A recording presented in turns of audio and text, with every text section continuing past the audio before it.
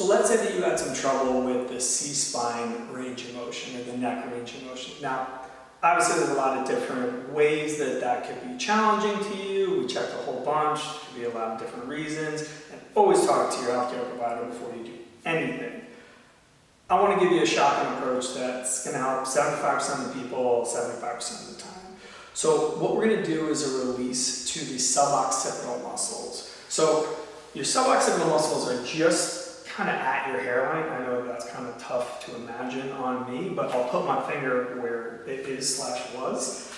This is my hairline-ish. So right there is where I'm going with this ball and off to the side. So you don't want to be dead center.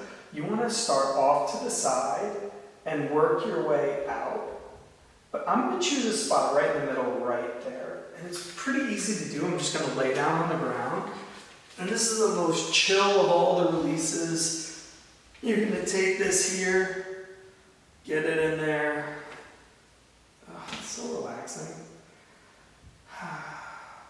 3 slow breaths. After you're done with that, just a gentle little tuck. Like this, like a nod if you're saying yes, but not like, yeah.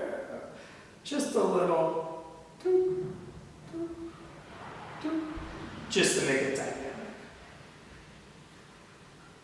Now, the stretch that we're going to do involves our fire stretch. So, throw this around your hand. Good. Step on it. Stand up. That's going to help you kind of like lock down that shoulder. And all I want you to do, again, is not just like passively like we were talking about before, but actively I want you to take this cheek and gently push it up towards the sky. Again, talk to your medical provider. Like, don't overdo this one. You can definitely flare up. People are like, oh, it feels so good. And then they end up totally making things worse. Slow, slow, slow, gentle, gentle, gentle, gentle. So here, this is pulling it down. You can even reach with that a little bit. And then I'm taking this cheek and gently bringing it up towards the sky. 3 to 5, super, super light. Go from there. So that's a stretch. The last one is the train, which is a full chin tuck series. So I'm going to take you through this.